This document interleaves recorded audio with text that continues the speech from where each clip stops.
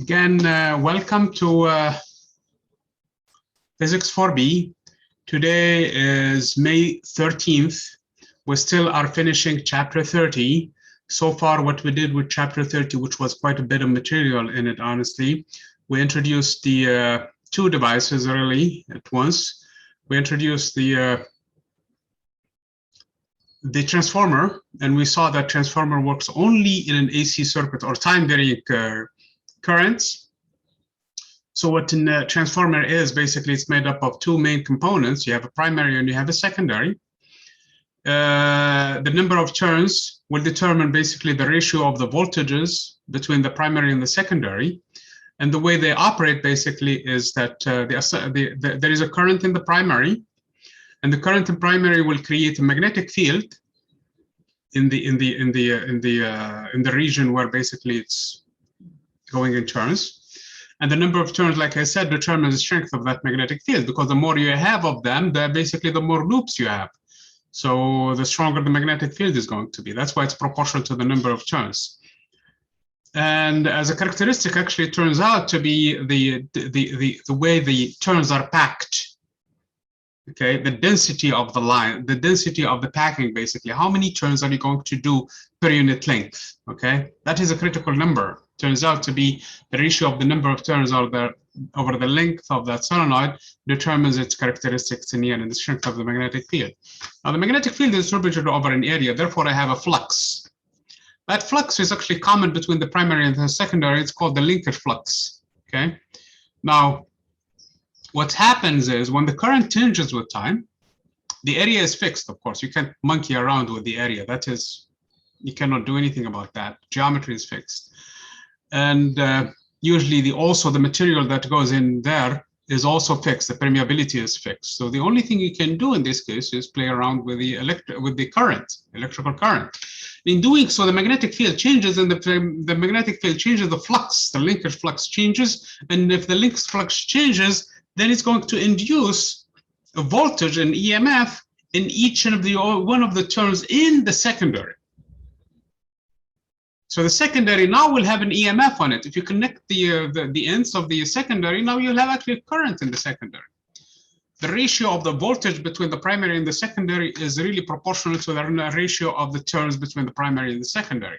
You could end up with a step-up transformer, meaning that you end up with more voltage than what you start with. This is what is used mainly for the power supply company. They up the voltage so that they can deliver it on the power lines.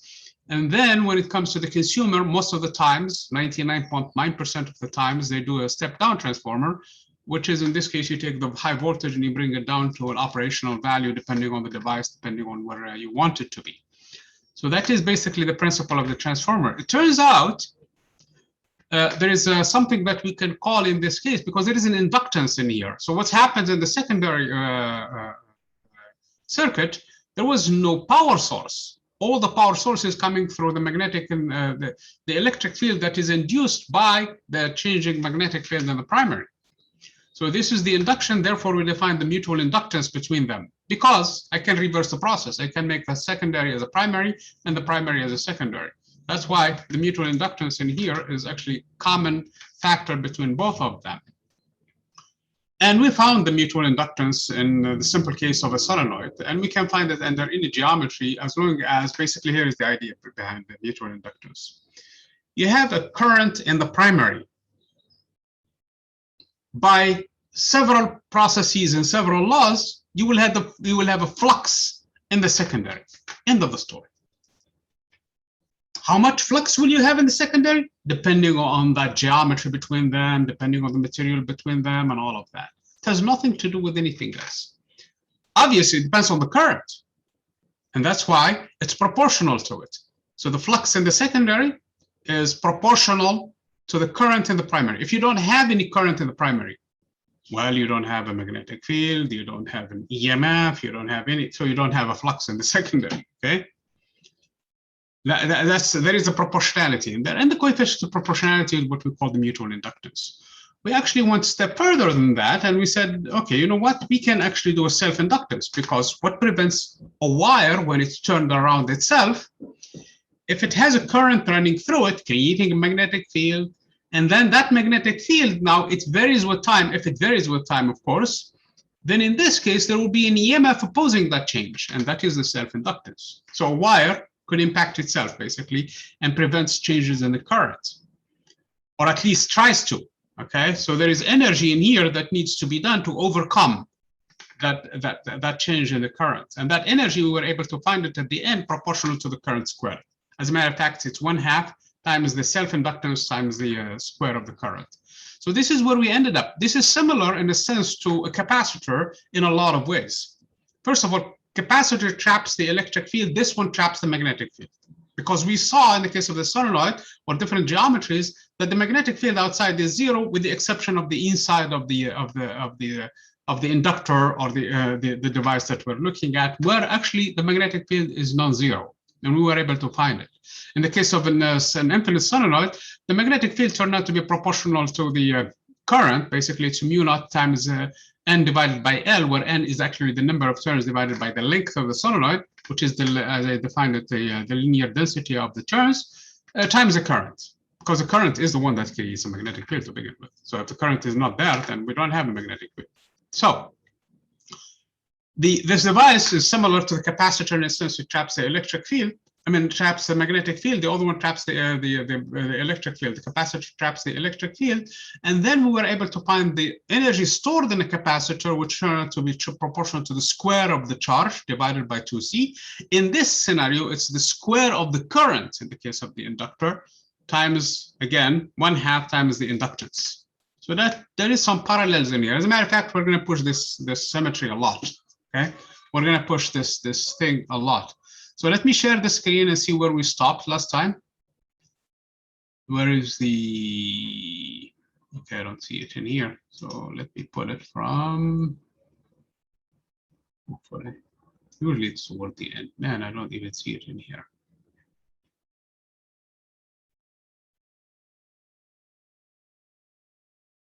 Okay, here is the notes. Okay, so this is where we stopped last time. Let me move this one closer in here. So this is where we were last time. We found the energy. So this is the actual energy inside an inductor. Obviously, you need a current in it, and that current is squared. You need the inductance and 1/2. This is, as I said before, similar to the capacitor. This is the same thing, except this is in a capacitor. Capacitor stores charges, and that's why you have Q squared divided by 2C, and C is the characteristic of the capacitor. In this case, this one actually opposes the change of the current, so it wants the current to stay steady. So there is a steady current running through it. That is basically where the current squared comes in here, as opposed to the charge in here that is stored by this capacitor. So there are parallels in here. In the case of the inductance, we found the formula for it actually in the case of the solenoid, and this is the value for the inductance of a solenoid. So it's L equals to mu naught times n squared divided by L times A. So it depends on the number of turns squared. It depends on how long the solenoid is. It's inversely proportional to it. And it depends on the cross-section A. So that is how the inductance, it depends also on what kind of materials you have in there. The permeability of the material is important. So we found way back that this led us to the energy density of the electric field being 1/2 of epsilon naught times E squared. This is a result we found, and I told you then that's going to be a very important result. So we found that this is the energy density, not an energy. This is energy density, meaning how many joules do I have per cubic meter, as opposed to this, how many joules, period. This one also is how many joules, end of the story.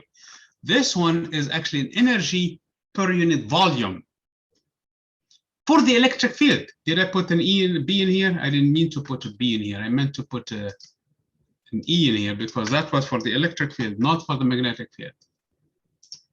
So this is the result that we got from that. I'm suspecting then and there that we're going to find the energy density, which is similar, again, for the magnetic field. The factor 1/2 has nothing to do with the electric field in this situation. So probably we're going to get 1/2, okay? the vector factor mu epsilon naught has to do with the permittivity inside the capacitor. In here, since we're dealing with permeability, so probably we're going to have a mu naught. But notice the fact that in all of magnetostatics, a mu naught was actually in the numerator. So when we define it, we have mu naught over 4 pi, we have mu naught times the current, we have everywhere that we had the mu naught, the permeability, we had it in the numerator. Whereas when we were dealing with permittivity, we always had it in the denominator, with the exception when we came to the energy density. In that case, it moved to the numerator. So what I'm saying in here is maybe, this is not a proof, maybe, the permeability will move downstairs, because everywhere we have seen it, it comes in the numerator. So today, maybe it's going to move down. Just like this guy always was in the denominator, but when it came to the energy density, it moved up. So this is maybe the case. And then, of course, I had the electric field squared, so I expect maybe also the magnetic field squared. This is not a proof for the energy density of the magnetic field, but again, I'm suspecting this is what it might have by symmetry, because it looks like there is all kinds of parallels going on between the two. So this is the energy density in joules, again, per cubic meter, but this is for the magnetic field, whereas the first one was for the E field. Okay? If you think that this is basically by comparison is the correct answer, and it is actually, let's prove it. Let's see exactly how we can get that. So again, this is the energy inside an inductor. I have the L for the inductance, so I'm going to plug in the value of the L. This is the L that we found last time. Here is the L. So I'm going to plug it into that expression and see how much energy is actually inside an inductor. So the energy inside an inductor, this is inductor, U, let me, can I clear this thing in here and rewrite it cleanly?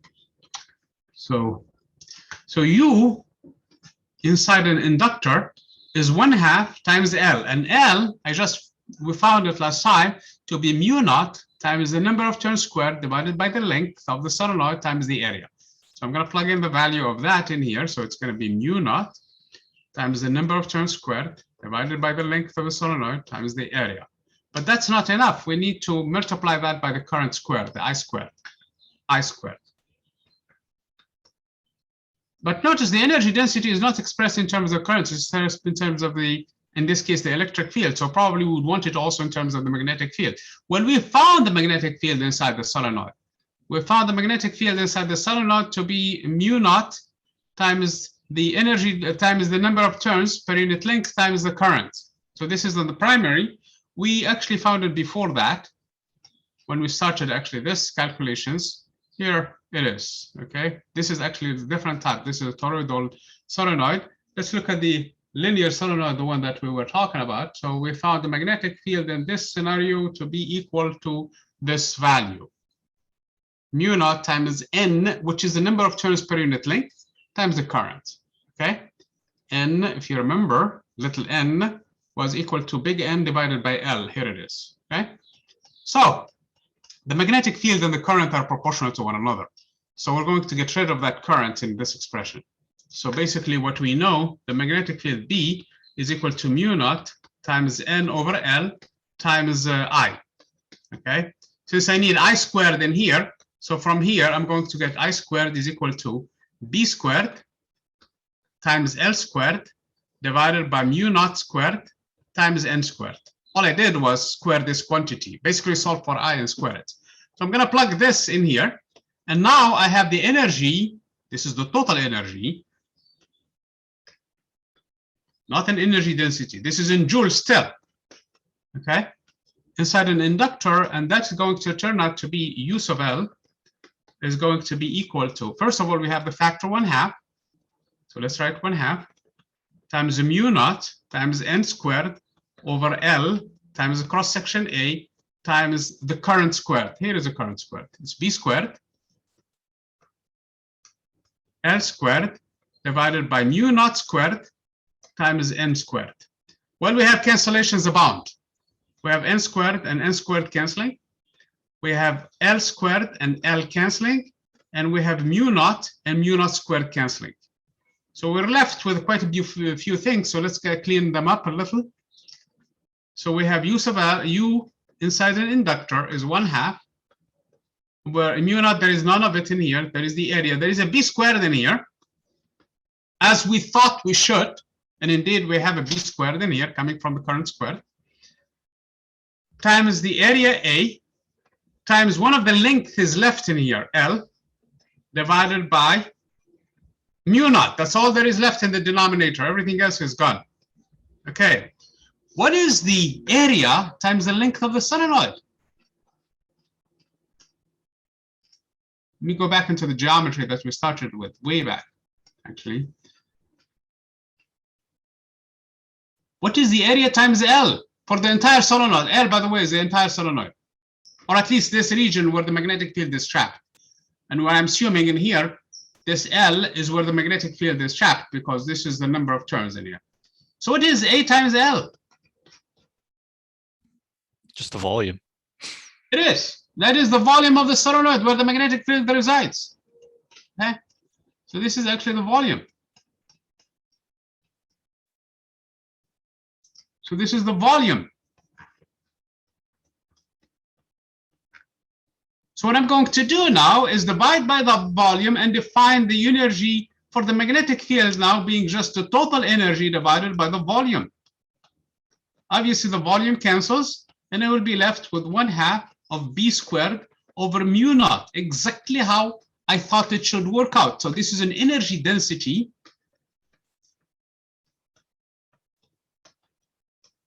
of the magnetic field. Again, we have to be careful in here that the units for this guy is not joule, but joules per cubic meter. And this is exactly how we thought it should work out. And it is. So what this expression now is telling is it's no longer related to the solenoid, because none of the properties of the solenoid matter now. If you have a region of space where you have a magnetic field, you have energy per unit volume. So if you take this much volume, you have this much energy. If you take a bigger volume, you have more volume and more energy, and that's it. Because this is the energy per unit volume. So it depends on the size of the volume. So this is exactly how we thought it should work out, because of the similarities between the electric, between the capacitor and an inductor. The capacitor gave you the energy density for the electric field, independent of the actual capacitor altogether. As long as you have an electric field, you have an energy density, your energy per unit volume. And this one says the same thing for the magnetic field. If you have magnetic field, you have energy. So it turns out these two expressions now, they work in tandem, and they're extremely important for chapter 32. So we're going to leave them for a little bit to rest. And when comes chapter 32, we're going to need those expressions. So it's going to be 1/2 of B squared over mu naught. Okay. So these are the energy densities due to an electric field and a magnetic field. See, these are energy densities for both an E and a B field, for both E and B fields. Okay, so these are important, and both of them have the same units, by the way, which is joule per cubic meter. So those quantities are going to be extremely important for us down the road when we do the chapter 32, okay, which is coming very soon now. Here is the deal. As long as you have electric field and a magnetic field in space, you don't care about how they arrive to them, because these two expressions do not depend on anything in them. By the way, I just remembered something in here. The lab is not ready for the afternoon, not because it's not ready. The lab is actually 100% ready, but the content, we're way behind now that we cannot do the lab. It's part of it is going to be the Rrc circuit, which we're going to do today, but the other part is actually the Rrc circuit, which even if we do it today, and even if we do it on Monday and Tuesday, we're still behind in terms of the lab, because of the fact that the Rrc circuit part of the lab today is actually for the AC power supply, and we are not going to be doing that until probably Thursday of next week in terms of lecture. So I'm going to defer the lab this afternoon till a week from today. So there will be no lab today, because there is the portion that is actually we might have covered by today is very small compared to the whole thing, compared to the entire lab activity. it's really going to be not practical for us to meet for about 15 minutes and say, you know what, do just this part, and then next week you are going to finish the other parts. It doesn't make sense. Or you'll be doing something that you don't have an understanding over. Does this make sense to you guys? Yeah, it makes sense. Okay, so I'm gonna follow it up probably with a communication to the people who are going to be watching this thing later on. Probably they want to do the lab first, and then they want to watch the lecture later. So I need to send them a communication about this point in here. So this is where we stand in terms of the energies. This is an important result. Okay, so let's see the circuit elements that we have discovered so far. Okay, so we know about the resistor. Here is a symbol for the resistor. The resistor opposes the current, end of the story. The voltage drop between this point and this point is Ri. So this is the drop in voltage. Okay, V across a resistor is Ri. We also saw capacitor. If it has a charge Q in it, there is a voltage drop in here, and the voltage drop across a capacitor is Q over C, end of the story. We saw also today, or at least from last week and today, a new device. This is an inductor. This is the symbol for the inductor, by the way. Okay, and the voltage drop across it, this is the voltage drop. I know there is a minus in it, but we're talking about the drop only, LdI over dt. Okay, and those are the devices we have seen. So that's basically in a nutshell what we have seen so far in this class. So what I'm going to do now, I'm going to take a case of an RL circuit and see how that behaves. Remember, when we introduced the capacitor and then the resistor at the end, we played with an Rc circuit. So that was easy. We saw how we charge a capacitor, and it goes through an exponential growth from no charge until the saturated charge, in this case, depending on the EMF, depending on the battery. So the battery has a voltage rise in this case, in this direction. But if I'm looking at it in this direction, it's actually a voltage drop, and the voltage drop in here, again, I'm looking at just the voltage drop. It's going to be a minus the EMF, end of the story. Okay. Okay. So it's actually a rise if I go this way. So it's have to be in the opposite direction to have it a drop. Okay. So if I'm going this way, it's an actual drop from higher to lower. So anyway, we have everything that we have seen so far in terms of the circuits. And so all I'm representing in here are the drop in voltages, so that when we write Kirchhoff's laws, we're ready for that. So we're going to do the first circuit that we're going to explore. I know we introduced also switches, and we introduced the regular switch, which is a useful device to keep track of time. Usually we say when the switch is closed, then put T equal to 0. But there is also another type of switch that I'm going to introduce right away, because at some point probably we're going to see it. This is called an AB switch. So in the middle in here, you have a switch that you can turn it into position A or position B, depending on what you want. So this is called an AB switch.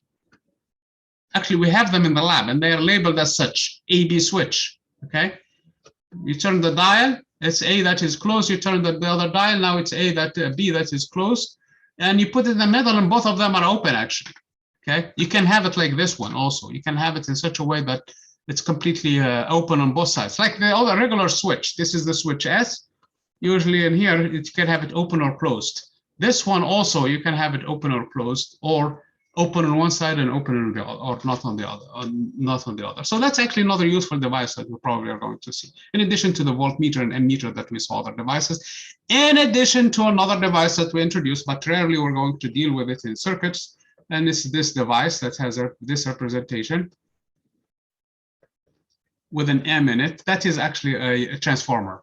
Okay, so that you usually see it near a power supply in a circuit. Okay, transformer. So the transformer, they give you the mutual inductance in here, M for it. Okay.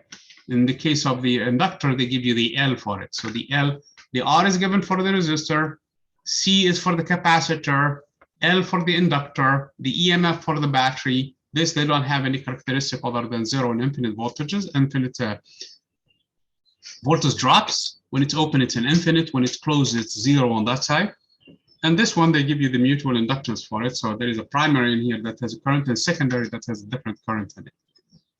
Anyway, so those are the things that we have seen. So let's look at the RL circuit.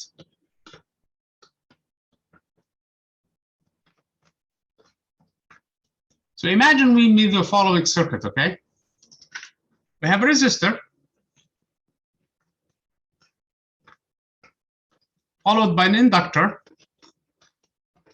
And then I'm assuming that you guys are writing this stuff, okay? I have an EMF in here, battery. So this is the positive, this is the negative. This is the EMF epsilon. And for times keeping, we need a switch, S. So what I'm going to say in here is that S is closed at t equal to 0. So this is one statement. When it was closed at t equal to 0, the current in the circuit was 0. There was no current in the circuit. So basically now this is what's going to happen. The EMF tries to push the back current through the circuit when you close it. This current goes through the resistor. There is no problem. There is a drop in voltage in here of value Ri. Now this one doesn't like the change in the voltage, the current. There was no current to begin with. Now we're trying to push current through it. So there is a di over dt that is not equal to 0 initially. So it's going to oppose in such a way this is a drop in voltage.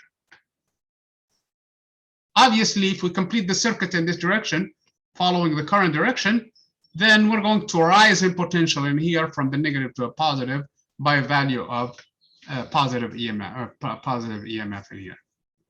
Okay.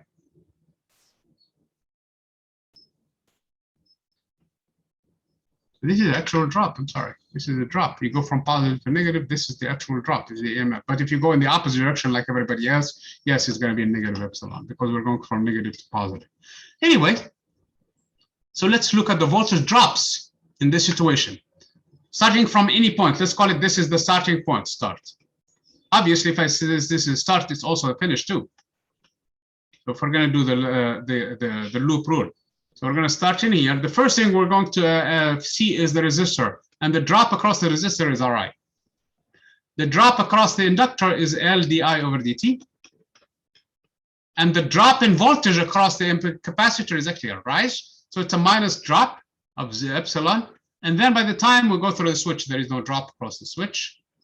And then we go back to the starting point. So in this case, there is no rise or drop. You go from the first floor, you go to the second floor, you go to the third floor, and you come back all the way to the first floor. So at the end, since you started from first and back to first, there is no gain or loss in the floors. That's it. Okay. So that is in a nutshell basically what you're saying in this expression. Okay. And this is the rise that compensates for these two drops. So in other words, I can write this expression as follows. I'm going to leave this expression on the other side. So it's going to be minus L di over dt is equal to R. I'm left with this expression on this side, I minus the EMF over R.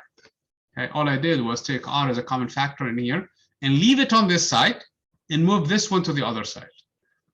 Common technique in here is to divide by negative L, 1 over L, okay? And also divide by I minus epsilon over R and multiply by dt. So let's do this operation. Obviously the dt and the dt cancel. Obviously, if there is a math person in here that might be going crazy. How can you multiply or divide by dt? Because dt is an infinitesimal quantity that does not have really meaning. So what I'm saying in here is go back to the deltas, go back to the finite value for I and t, and then do this operation. Once you do that, then go back to the limits when deltas go to 0, okay? Hopefully you guys are satisfied, the math people. So you can cancel the deltas, which means that you can actually symbolically at least cancel the dt's. So the dt and the dt on this side cancel, and there will be a dt on the other side. The I minus epsilon over R will cancel in from this side, and it's going to move in here, and the L will be moving in here so that I will have an R over L, and the negative sign will shift to the other side. So having said that, this is how the expression would look like. I minus epsilon over R is equal to minus, because the minus in here, R over L dt. That's all there is to it. So that is the expression that I need to integrate. For that, we usually do a change of variable, and the change of variable amounts to making this I, because remember, d sub I minus epsilon over r is equal to d sub I. The reason why I'm saying that is because this is a constant. Okay, when you take that number in the differential form, it's the same thing as di. So I'm going to make this substitution in here, and we're going to have then the expression that we're looking at is d sub I minus epsilon over r. In other words, I shifted the current by this value of epsilon over r in the numerator too, because it's actually in the denominator shifted by that same constant number. Because the EMF is fixed and the resistance is fixed. So you can't really, the only thing that is changing with time in the circuit is the current. So I is a function of time. That's why we have, that's what we're trying to find actually, okay? Because initially there was no current in the circuit, and ultimately we will have a current in the circuit. So I definitely changes with time. So divided by the denominator, which is the same thing, is equal to minus R over L dt. I'm going to integrate both sides from 0 to t. So the integral is going to vary from 0 to t, some value intermediary. Obviously, you can make a change of variable and make it into a dummy variable and so on and so forth. The current, we know, will change from 0 to some function of t, so some value of t. So in other words, I'm doing the indefinite integral with a known initial value, which is t equal to 0, the current was 0. So that's the boundaries of integration. So on the one side, I'm dealing with the integral of dx over x. And if I integrate, that expression is equal to, does anybody know? Is this the natural log, or am I mistaken on this?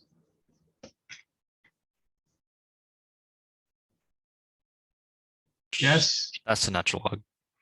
Okay, very good. So we have the natural log of this thing, which is whatever you have in that expression. So it's the natural log of the current, which is some function of time now, epsilon over r is equal to the integral of dx, in this case just x, except that it's a dt now. So it's minus r over L, and this is evaluated. I have to be very careful between I equals to 0 and some I, and this one is evaluated t in here, of course, between 0 and t. So obviously in here I will just have t, but in here I will have the difference between these two values in here, because, wait a minute, what did I do in here? No, forget about the boundaries of integration, I'm sorry. Forget about this, okay? Because we really need to have it in absolute value and all of that. So let's just take the constant, okay? And then we're going to deal with later on with this condition, the initial value. So we're just going to add a constant. So forget about this. Hopefully I didn't confuse you enough about it. So it's just a constant. So in other words, the ln of I minus epsilon over r, because if I don't do the absolute value, I will be dealing with a log of a negative number, which is a complex number. It's going to be minus r over L times t plus some constant. Okay? So, now I'm going to exponentiate, since the exponential is the opposite of taking the natural log. This will simply be the argument of the log. And this one is going to be the exponential of minus r over lt times the exponential of a constant, which is another constant, not necessarily the same constant. Now we're ready to find this constant. Let's first of all move this epsilon to the other side. It's going to be epsilon over r plus constant times the exponential of minus r over lt. Now, I know at t equal to 0, the current was 0. I know I sub 0 was 0. For that, this is constant, so it's not time dependent, plus constant times the exponential of 0, and exponential of 0 is 1. So that means this constant better be, when added to epsilon over r, be equal to 0. So it means that that constant is simply equal to negative epsilon over r, and we have found the current now. Since we know what the constant is, now we have found what the current in general is going to be, and the current is going to be this constant epsilon over r, which is common for both epsilon over r, and this constant is just the same thing, except it has a negative sign. So I'm left with 1 minus exponential of minus r t over L. Okay, so this is basically the time-dependent current in the circuit. So if I want to plot this current, this is how it looks like. So initially, there was no current in the circuit. So at t equal to 0, there was no current in the circuit. When t goes to infinity, the exponential goes to 0. So the exponential goes to 0. I'm left with 1 minus 0, which is 1 times epsilon over r. So the limit in this case is just epsilon over r. So this is the saturated current in the circuit. So the current is going to grow exponentially, similar to the charge in a capacitor. And so this current will reach a saturation value, which is just the epsilon over R. So indeed, this is how you build a current in the circuit. This behaves similar to the capacitor. As a matter of fact, it's very, very similar to the capacitor. Here is the deal. If I look at my current in here, initially I is equal to 0. There was no current. If there was a current and the switch is closed, this battery is trying to push a current through the whole thing, but it's not doing anything initially. So what's going on? This is acting as an infinite, basically, resistor. It's blocking the current to go through initially. So this acts like an open circuit, actually. Whereas later on, after a long, long time, the voltage, the current inside the circuit will be just the EMF over R. So the voltage drop across the resistor will be R times the current, and the current is epsilon over R, so it's going to be just the EMF. So the entire voltage drop at the end of the day will be across the resistor. So what happened in here? How much voltage drop in here? None. So at the end, it behaves just like a wire. So let's try to understand the circuit again, so that to help us solve some of the problems that we're going to be working on. So initially, when we close the circuits, so this is at t equal to 0, or roughly immediately after t equal to 0. So this is what's going on. This is an open circuit. The reason why it's an open circuit is because I is equal to 0 immediately. When I is equal to 0, how much voltage across the resistor? It's 0, because it's R times I, and I is 0. So there is no voltage across in here at all. Where is all the EMF then? It must be here.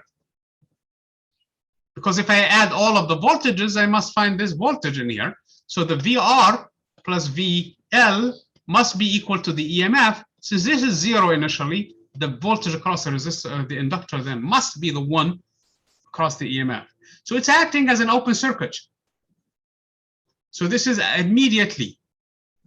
Then, if I wait for a very long time, what's going on in here? The current,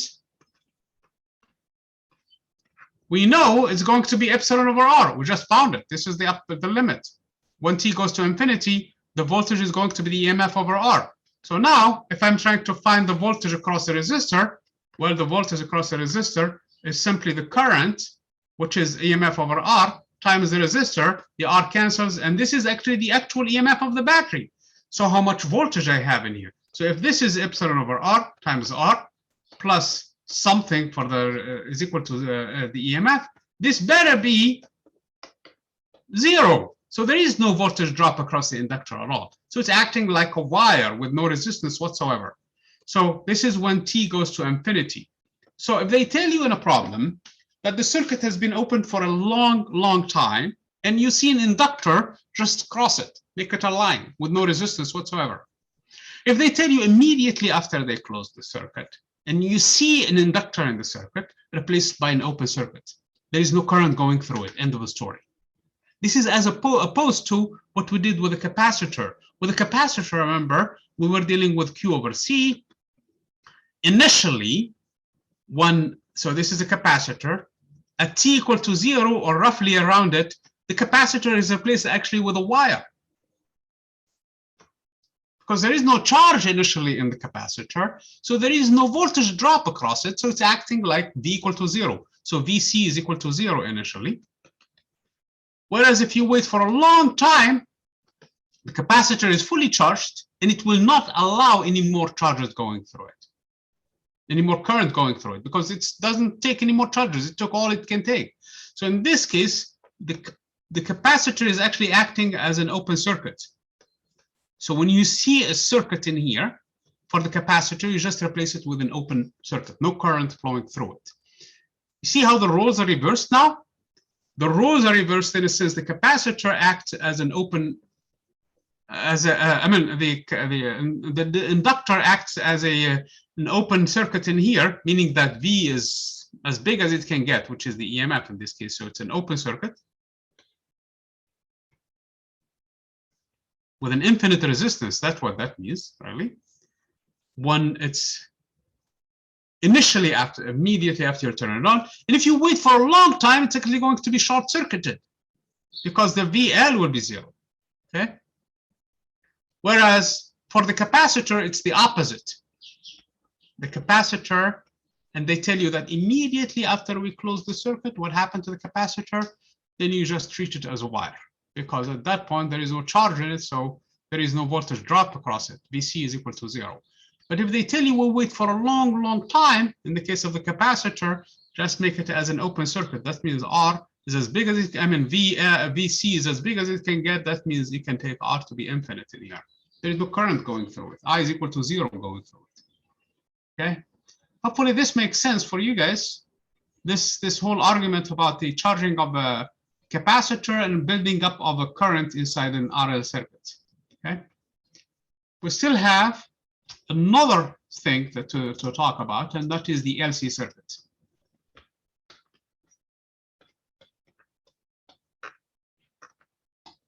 So what do we have now? So we don't have a resistor yet. Okay, the RLC circuit is coming down the road. So what do we have now? Here is what we have. We have a resistor. We have a capacitor and an inductor, and that's it. And let's say for the sake of argument that we have a switch in here, and we close the switch. Okay, let's put the positive charge in here Q and the negative charge in here Q. And I'm sorry, initially there was a charge in the capacitor. That's what I'm trying to say. In other words, we need some source of energy somewhere. Okay. So initially at t equal to 0, when we close the switch, so t is equal to 0, S is closed. And at that point, the Q in the capacitor is just equal to Q naught. And the current is 0. We could have done the situation backward.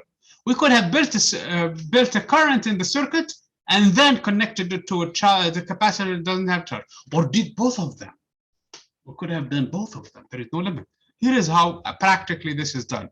So you have a battery in here, for example, and you have, let's say, for example, we do the first scenario, which is building up a charge first and then connecting it to a circuit. Usually this doesn't work this way. You need a resistor in here. You need a resistor in here for safety. Otherwise, you will have a current that goes infinite immediately, and that is not good. So you have an AB switch. So this is your A, this is your B, and initially you connect it in here. So once the charge is built inside the capacitor and it's fully charged, then in this case, there is a Q sitting in here, not Q naught for the next cycle. It's Q infinity for the first cycle, for the charging of the capacitor. And there is a negative Q naught sitting on the other side. Once it's fully charged, then you move the switch to an AB switch from the A to back to B situation. So when you do it that way, you are in this scenario in here. You are looking at this situation. So at t equal to 0, there is a charge sitting on the capacitor and there is no current in the circuit. We could have done it backward. We could have moved the inductor instead of the capacitor and vice versa. So in that scenario, what we could do is build the current in the capacitor, in the inductor, I'm sorry, and the current will be running through. The minute we switch, that capacitor doesn't like, the inductor doesn't like the current to change. So it's going to push it in the same direction the way it was flowing to begin with. So if the current was going this way, so it's going to keep it moving in that same direction, but it's going to find another way for it to move it. In other words, the initial energy in the circuit is 1/2 Q naught squared over T.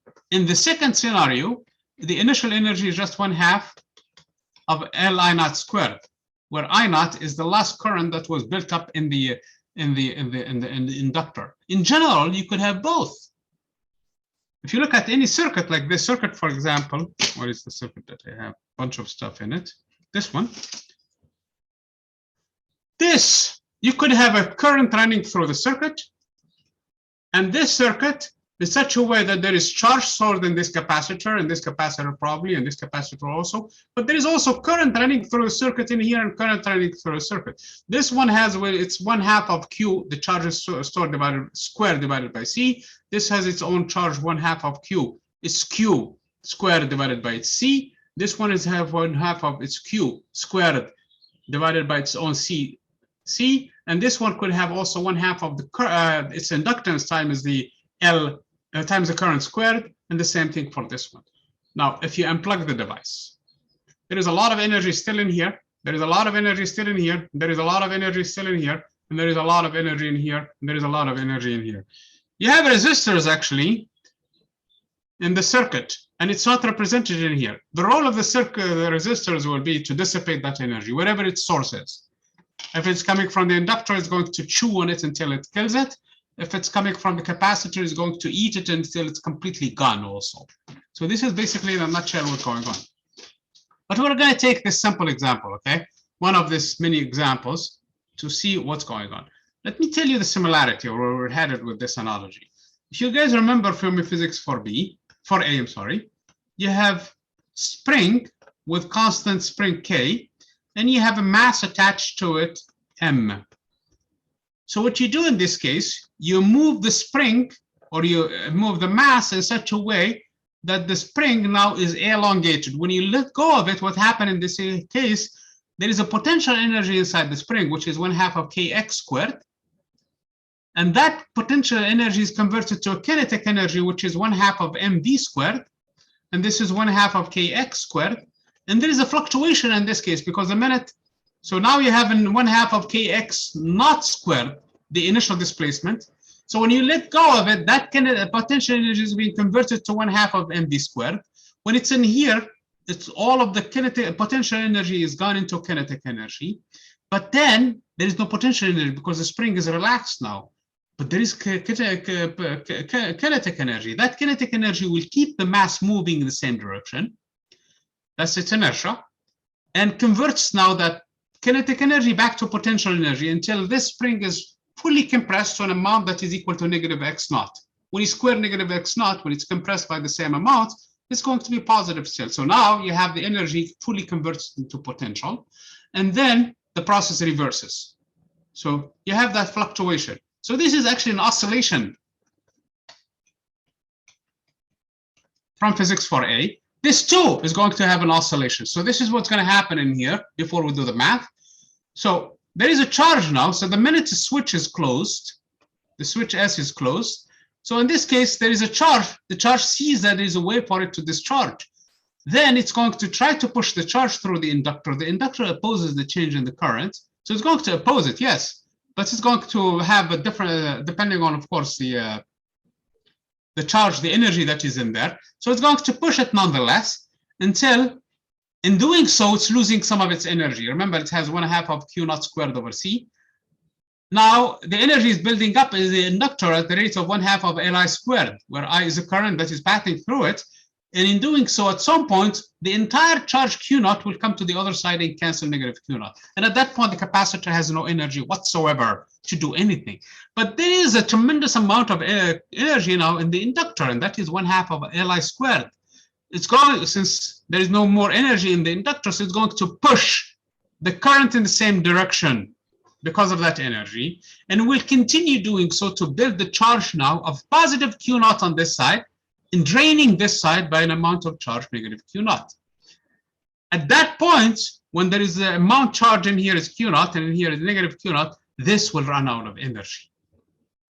But now, look what I have. I have a Q naught on this side and negative Q naught on this side, so the process reverses. So the capacitor now pushes the current in the opposite direction, and in doing so, it's building up energy now inside the inductor at the rate of 1/2 of Li squared until the entire charge of Q naught moves to the other side and cancels the negative Q naught on the other side.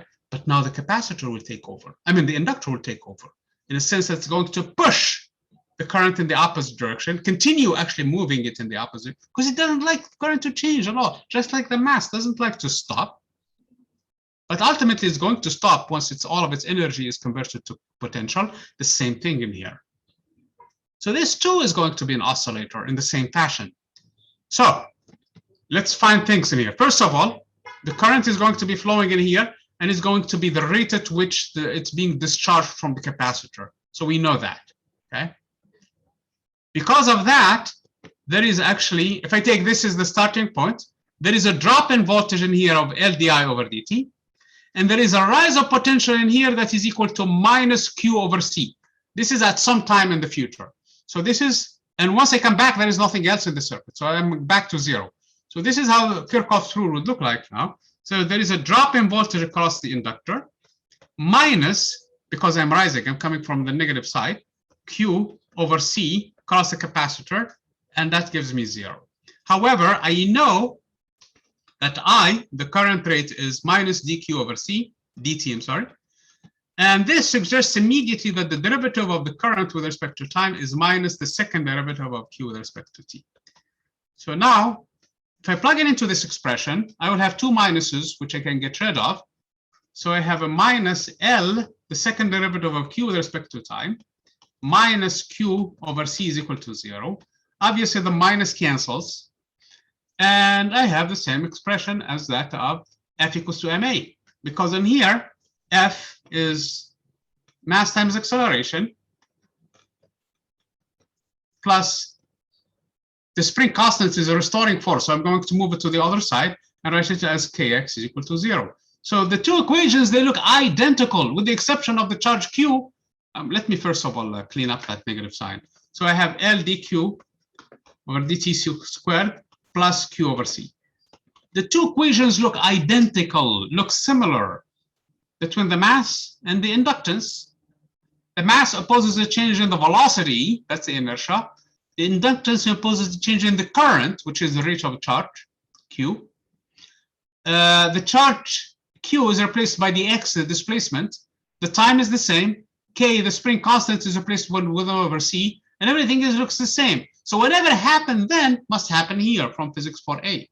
And namely that the solution, if you guys remember, was some sort of an oscillatory solution, a combination of some cosine of square root of K over M times T, plus some constant of a sine of square root of K over M times T, where A and B depend on initial conditions, namely on T equal to 0. What happened there? Namely how much X was, and how much X naught was, and how much V naught was. So those are the initial conditions. In here, it's going to be the same thing. With the expression, I don't have, with the exception I don't have K and M, I have actually L and 1 over C. So instead of M, I will replace it by L, and instead of K, I'm going to replace it with 1 over C, and everything should be the same. And instead of X, I'm going to put Q. So this is basically what I'm finding in here, by analogy.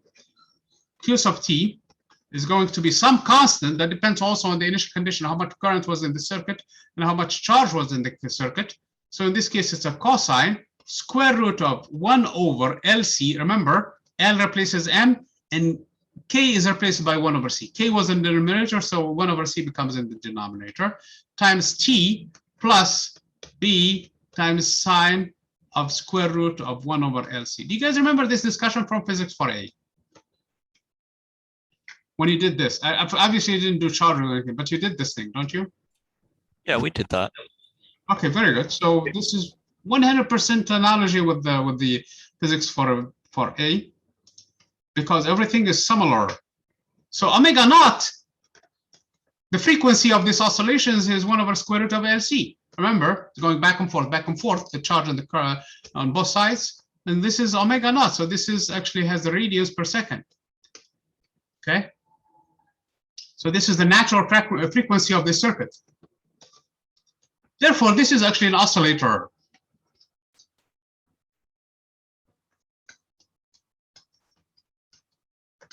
Just like the mass spring system, identical. And where A and B depend on the initial condition. Actually, we can find them right away. We know that at T equal to 0, Q sub 0 is equal to Q naught. We know also at T equal to 0, I, which is, by the way, dQ over dt with a negative sign in it, at T equal to 0, is 0. There was no current in the circuit. That is how we set it up in here. So that I is equal to 0. So if that's the case, let's take Q naught and equate it to this expression when T equal to 0. When T equal to 0, sine of 0 is 0. But cosine of 0 is 1. So what I have in one side, I have Q naught must be equal to A times cosine of 0, which is 1, plus B times sine of 0, and this is 0. So this immediately gives me an equation for A. A is equal to Q naught. So we know the value of A. Now, we have to take the derivative of this expression with respect to time, and then equate it to 0 at t equal to 0. So the derivative of, or minus the derivative of Q with respect to time, this is what I meant by it to be I sub t, is equal to, first of all, the derivative of the cosine. We will pull the argument of the cosine in here, which is 1 over, the coefficient of t in here, which is omega naught. Remember, omega naught, I just defined it as one big square root so that I don't have to write it again. But the derivative of the cosine is a minus sign, but there is a minus already. So this is going to be a positive A times omega times the sine of omega t. Did I call it omega naught? Let's call it omega naught. And then I have, again, to do the same thing in here, I have a sinus of omega naught t. Now, if I take the derivative, I have to pull the omega naught first, and then I have to change the sine into a cosine. But don't forget, I have a minus in front of everything. So there will be a minus b times omega naught cosine now of omega naught t, okay? Now, we're going to make this expression to be 0 at t equal to 0.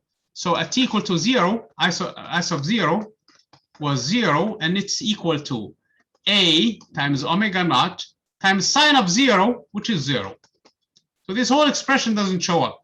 Minus B times omega naught cosine of 0, and cosine of 0 is 1. So in this expression in here, it immediately tells me that B is equal to 0. So we have found what A is and what B is in terms of the initial conditions. Remember, my initial setup was this way. If I started with a different configuration where the current was equal to not 0, like in the second scenario I was describing in here, but the charge was equal to 0, then in this case, B will not be equal to 0 and A will be 0.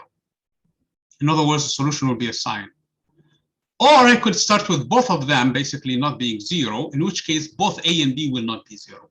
So the initial conditions are very important. It's like this coming to this mass in here, for example.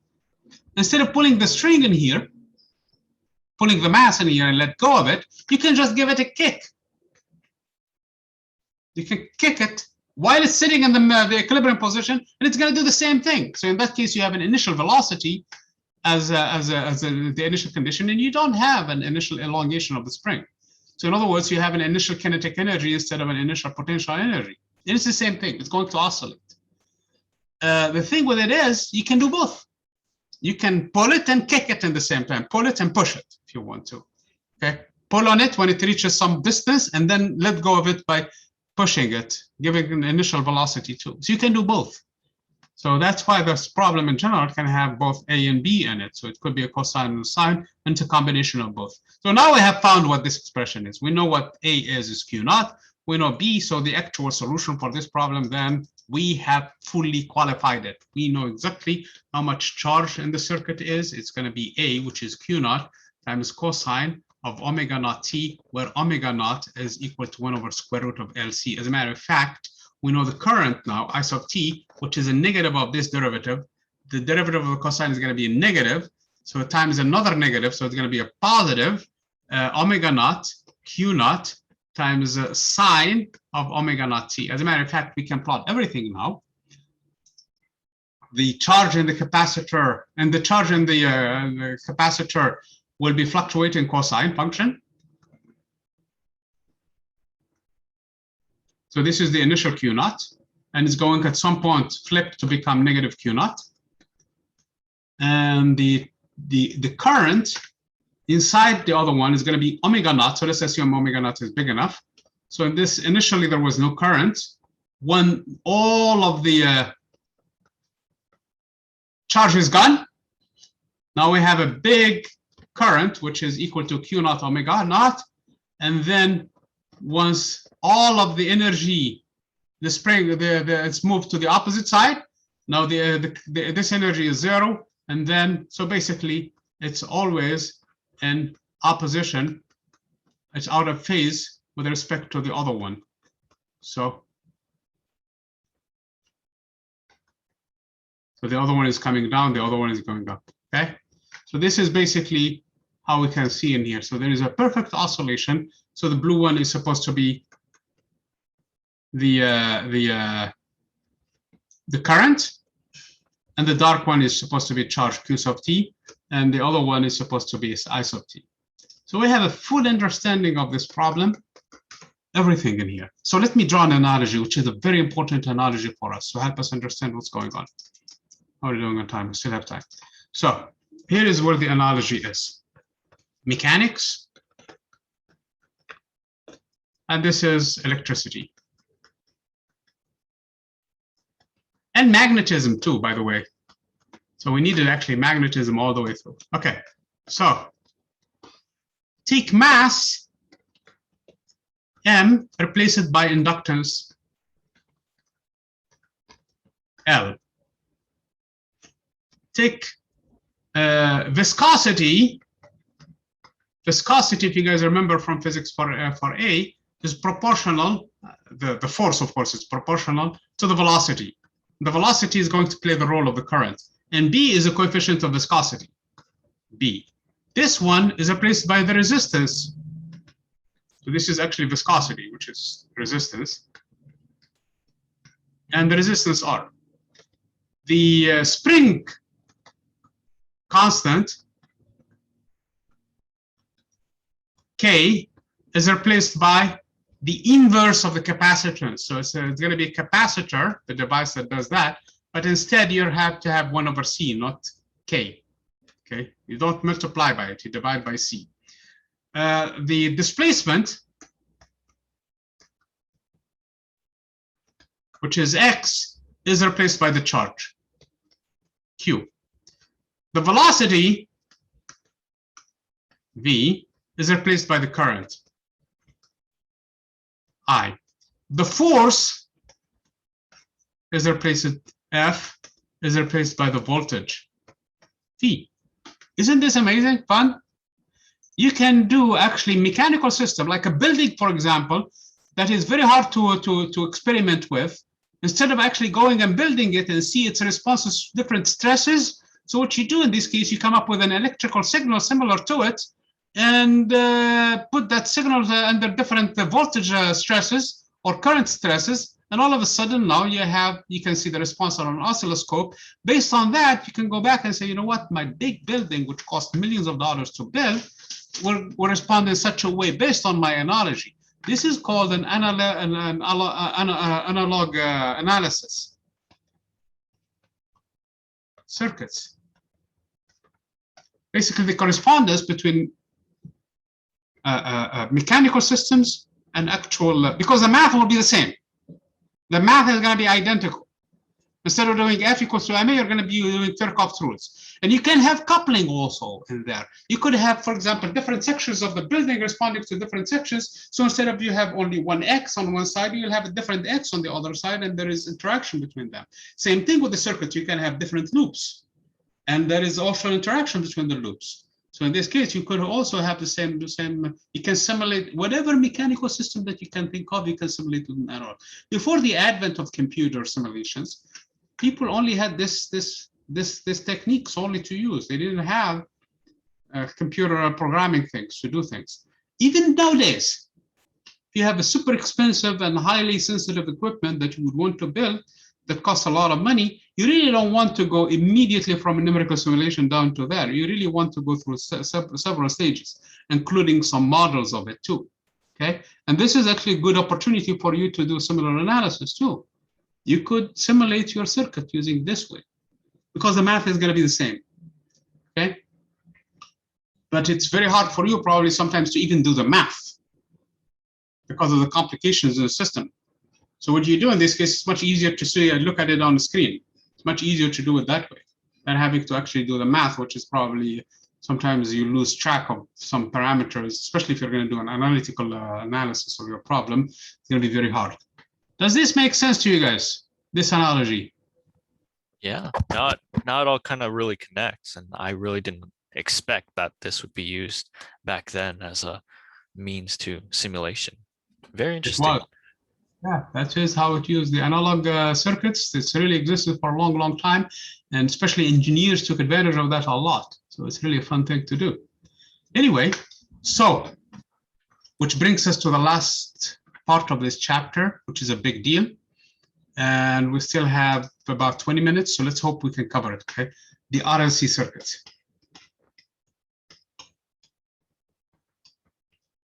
Okay, the Rrc circuit is going to be the main topic of chapter 31, by the way, except in a different context in there. So it's going to be a little bit actually in the case of the AC circuit. Now we're going to deal with it in the case of the DC circuit.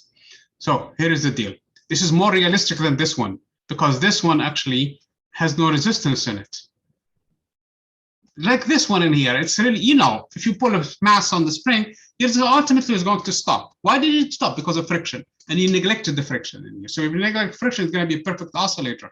But you know, and I know, that wires have resistance in them, and ultimately this circuit will lose energy. Same thing with this one. You know, and I know that there is a friction, and ultimately the mass spring system will stop. So we really have to be more realistic now. So this is actually the case where we need to be to take account for that. So here is the deal. We have a resistor R. Okay. We have an inductor L. We have a capacitor C. We can start with them not having no charge, no electric current whatsoever. So we're going to have in here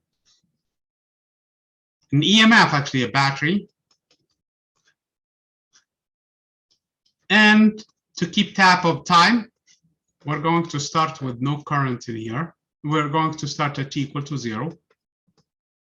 S is closed. And we're going to make sure that at t equal to 0, there was no current and there was no charge. Both of them are actually 0. Now, since the current is building up charge in the circuit, I can safely say in here, building charge in the capacitor, that I is actually the rate at which charge is being built up in here. So this is true. We're not discharging capacitor. Did not have any charge with to begin with. So the current is going to be actually building up current, building up charge in the capacitor. So this is true. So now we're going to apply Kirchhoff's rule. It doesn't matter where we start. There will be a voltage drop Ri in here. There will be a voltage drop LdI over dt in here. And there will be a drop of Q over C in here. And there will be a voltage rise in here by negative epsilon. So let's do that. So we have an Ri. That's how much drop across the resistor, LdI over dt, how much drop in the inductor, plus Q over C, how much drop in the capacitor, and minus the EMF is equal to 0. We could have moved the EMF to the other side and said everybody is equal to the entire voltage drop from this point to this point is the same voltage drop from this point to that point. And the voltage drop in here is really a drop if we go this way. It's just going from positive to negative, which is the EMF. So in other words, we could have rewritten this expression and talked about it in a different fashion. How much you drop on the resistor, how much you drop on the inductor, how much you drop on the capacitor is the same drop if I go from the up. There is no C in here, so sorry. If how much you drop, you're going to do if you go in the opposite direction. If you call this point A and this point B, VAB is either epsilon or either other of these drops, whichever way you call it. And that is identical, actually. This is another way of rewriting Kirchhoff's rules, okay? So let's put stuff in here in perspective. We know I is dq over dt. We know di over dt is simply the second derivative of q with respect to time. So this expression looks this way. I'm going to write L first, which is L second derivative of q with respect to time, plus I'm going to write the second term in here, which is R dq over dt. In other words, the derivatives from the higher order all the way to the lowest, which is q over c, is equal to the EMF. Okay? Let me take the case when the EMF is 0.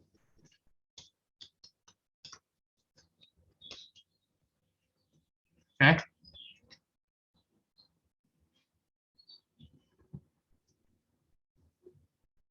If we do that, we're not going to have a solution in here. So we need some charge somewhere in there, okay? But let's study this equation This is called the homogeneous equation, okay? Let's study it with no EMF, okay?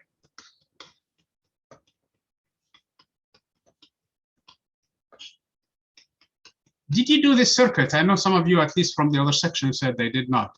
Did you do this problem in physics 4a? Let me show you what the problem looked like. They have spring constant, you have a mass, and you have viscosity. Viscosity is represented by like a cylinder, like for example, the viscosity on a shock absorbers. Okay, so this is B. Okay, obviously the force in here is minus BV.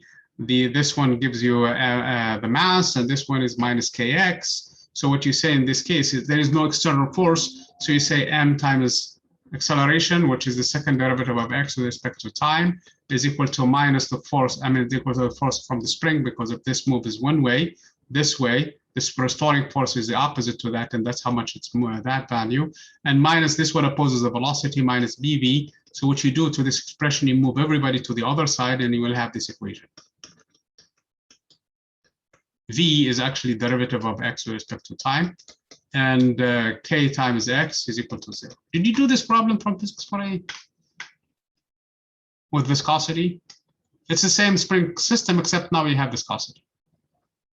I don't think we ever combined the two, at least in my class, but okay, we did go over viscosity. Okay. Yeah, I think so, for me, I think, yeah, we solved this problem before. Okay, very good. So let's discuss this problem first, okay? Because it's identical. Like I said, the analogies are the same. The math is the same. So whatever applies to one applies to the other. So as a matter of fact, in this problem, this is what we do. In the other problem also, this is the same thing which we're going to do. We're going to divide by L everywhere in here and rewrite some stuff. In this case, we'll divide by M and rewrite some stuff. So in either case, this is how the first equation would look like. It's going to look like the dq with respect to time plus some constant, which I'm going to call 2 lambda. And I will tell you what 2 lambda is. 2 lambda is actually equal to R over L.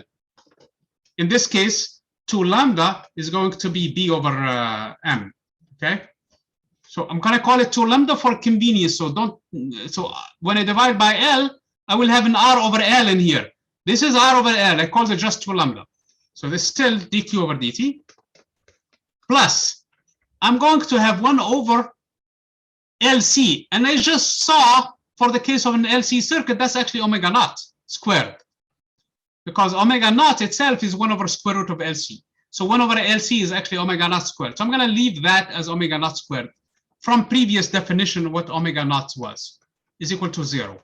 So in other words, omega naught squared is equal to 1 over LC. Or if you wish, in the case of mechanics, omega naught squared is just k over m. So in other words, just this, when you divide by k over m, it becomes just your omega naught squared. So this is the same problem, right? Written in mechanics for A or for B. It's the same math, okay? With the exception that lambda in here has a different, slightly different form than the other one, and that's the end of it, okay? So this equation, I need to find solutions for it.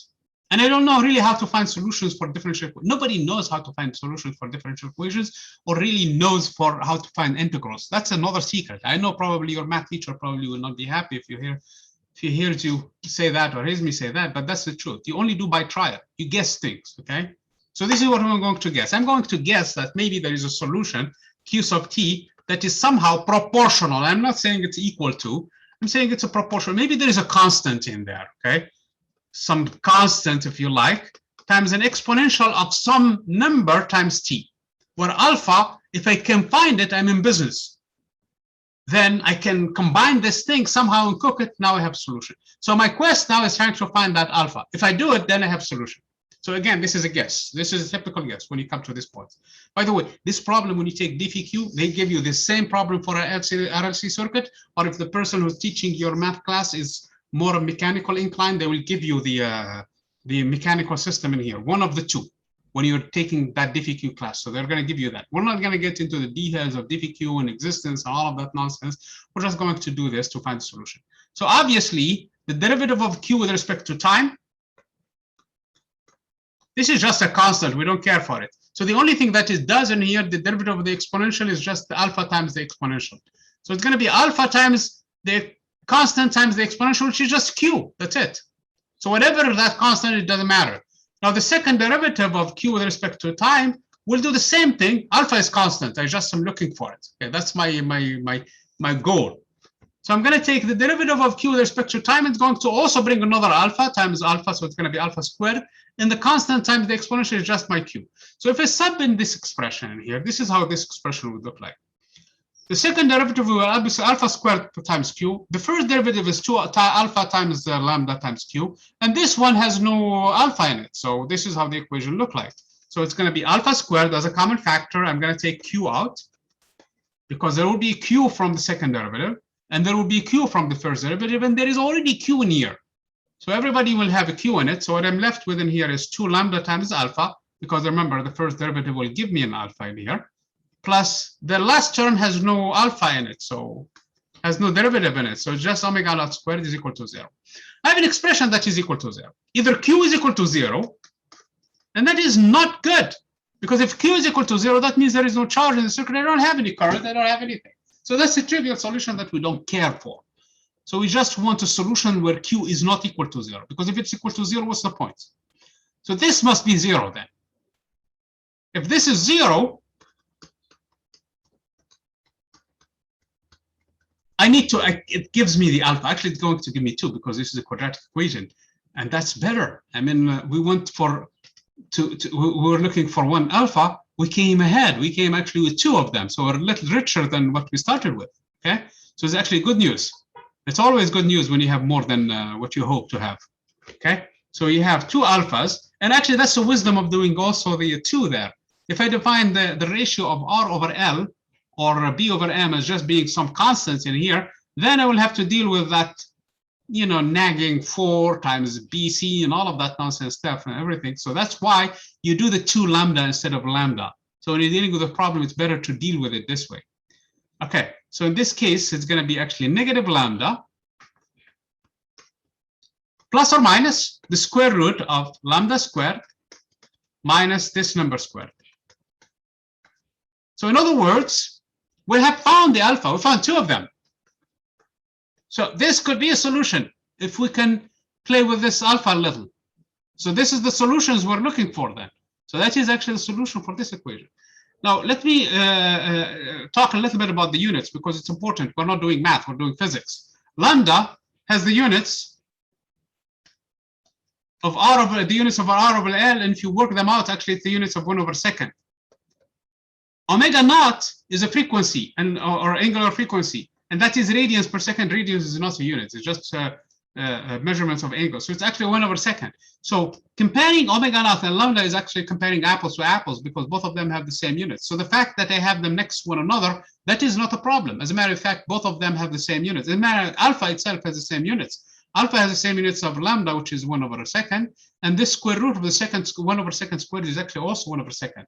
So alpha also has the same units as everybody else in here. So everything is good in terms of physics. So we're not violating anything in terms of physics. So it all depends on this ratio, this square root. Is it positive? Is it 0? Or is it actually negative? If it is positive, then I have 2 problems in here. I have 2 solutions that I can check them out. If it is negative, if it's 0, then I have only 1 double solution, in which case I really need to have another constant to the problem, and we're going to find it. And then it could be a negative number. In other words, lambda squared could be less than omega naught squared, in which case then I have an imaginary solution. And of course, it doesn't make sense to have an imaginary solution, at least in physics. So we need to make it real, okay? That's all. Okay, so let's look at the 3 cases. Case 1. Case 1, I'm going to take the lambda smaller than omega naught. No, let's take, sorry, lambda greater than omega naught. So in this case, this is positive. So alpha 1 will simply become negative lambda, negative square root of lambda squared minus omega naught squared. And this is clearly negative. That's no problem. How about alpha 2 is going to be negative lambda positive lambda squared minus omega naught squared. This 2 is actually negative. Let's look at why.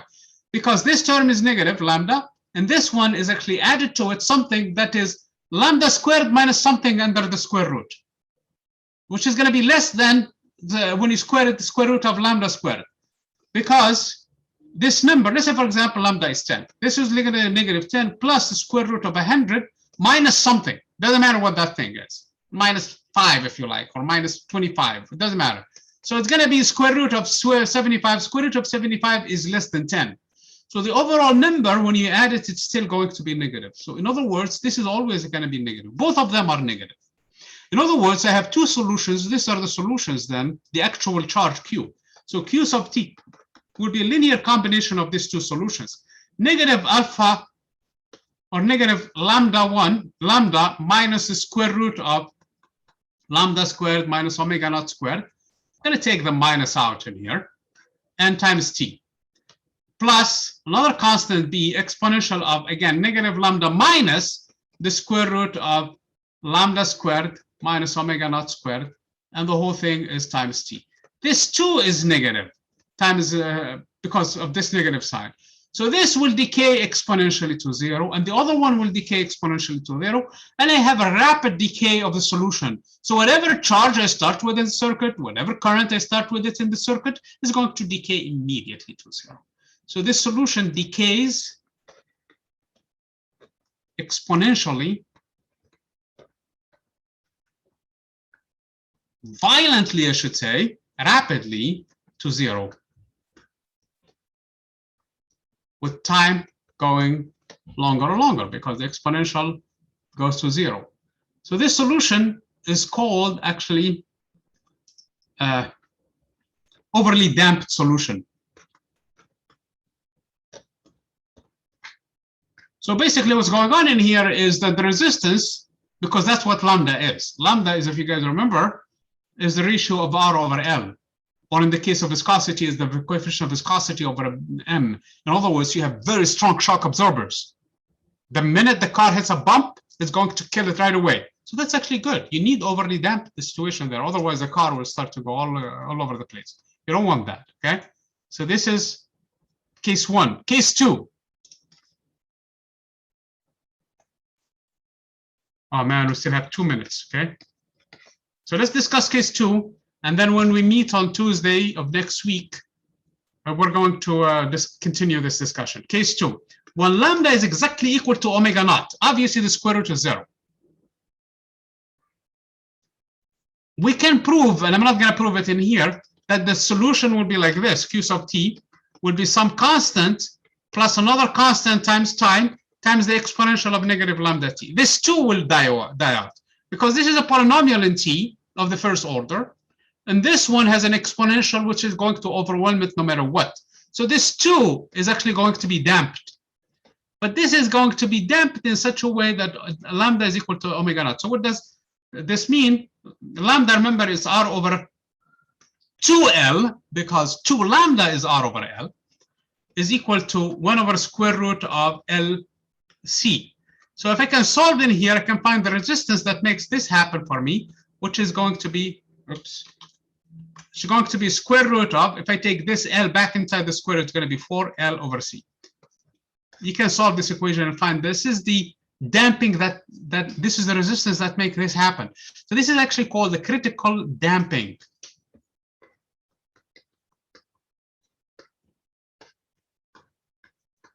The book discusses this whole thing in about 1.5 pages. So I recommend that you guys go through it too, because there is another situation that we need to explore, and that's the end of it. And then we are going to do problems from this chapter. So, and that the last situation, of course, you might have guessed it already, case 3.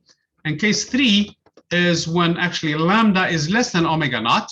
And in this situation, lambda squared minus omega naught squared is actually negative, and the square root of lambda squared minus omega naught squared better be written as a complex I times the square root of omega naught squared minus lambda squared. Because of this number, then we will have oscillations, okay? You can always convert an exponential of I theta into a cosine theta plus I sine theta, and this is called an Euler expression. I know we're rust. Have you guys seen this formula or not? in your math class. This should be from your math class, not from your physics class. Or probably you could have also seen it in physics too.